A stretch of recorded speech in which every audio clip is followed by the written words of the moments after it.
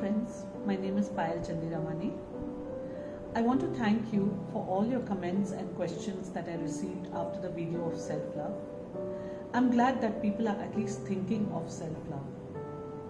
I want to ask you a question, that what is coming in the middle of you loving yourself? I would think it is judgments about yourself. And where did you think that you picked up these judgments from? Maybe we picked them up in our childhood, from our parents, from our teachers, from our friends, from the society, where everybody told us that you should be good, you should adjust, you should fit in with everybody. Adjusting, fitting, and being good. We actually forgot that what we are and what we want to be. We have absolutely forgotten that. When I asked someone that what do you truly want?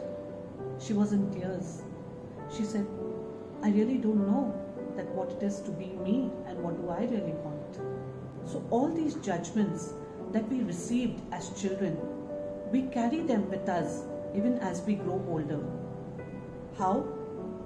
Have you ever observed that there is something that goes on in your mind, some self-talk that goes on in your mind all the time? Maybe when you think of doing something, it will tell you all the reasons as why you should not do it. Like, I'll give you an example. Like, if I decide that I want to learn swimming now, my first thought will be, I'm very happy that I want to learn a new thing. But the self-talk that comes after that, it is, oh, you're too old. Why should you learn swimming now? Oh, the water may be not very clean. Why should I go into that pool? Maybe I'll fall sick if I will go and swim in the water. Maybe I'll catch a cold. All these type of thoughts that why I should not learn something new start coming in my mind. Have you ever observed anything like that? So who do you think is talking inside our mind? These are all those judgments which we heard in childhood. Now those people may not be there in our life, but they are gone into our subconscious mind and we are operating from there.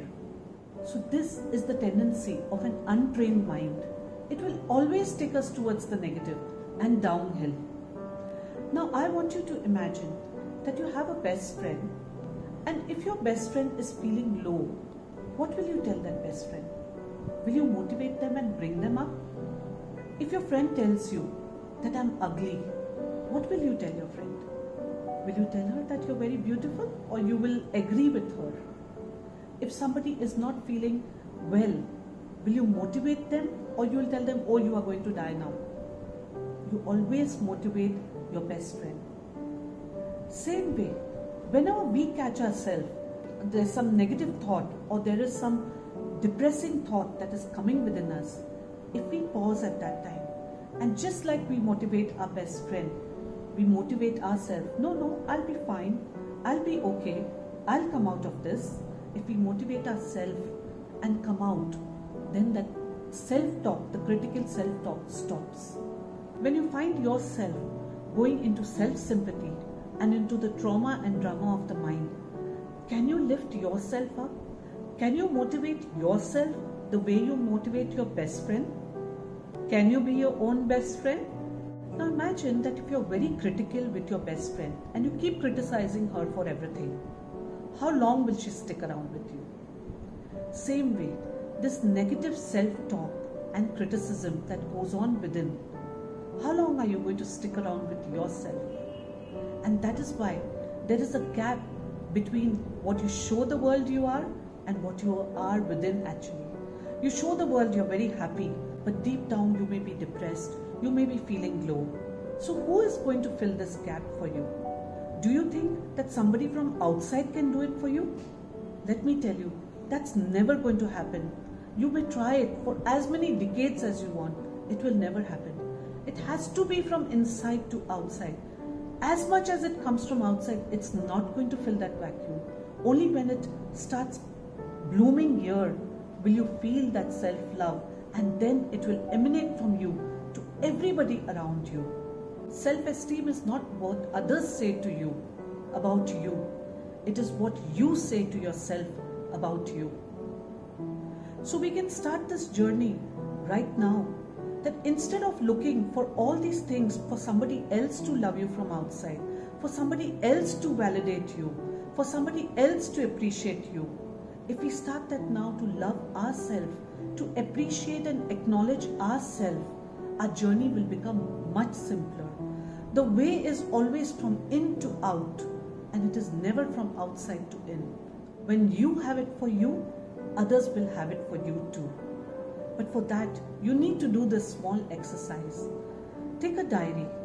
Note down everything about you, all the good qualities that you have, all the challenges that you faced and you were able to overcome, all the problems that were there and you came out as a survivor. Wherever you have been magic just by your presence, make a list of all those things and see, you'll be surprised that you have so much, and slowly you will start loving yourself. Write this every day. And this is not going to happen overnight. This is a muscle to be built. Personally, in my life, I stopped judging myself. I started loving myself, and I have seen that how the joy has grown from within me and how it is spreading to everybody whom I am in touch with. And I would like you to experience the same thing. You have to start somewhere and sometime, and that time is now. Are you choosing it?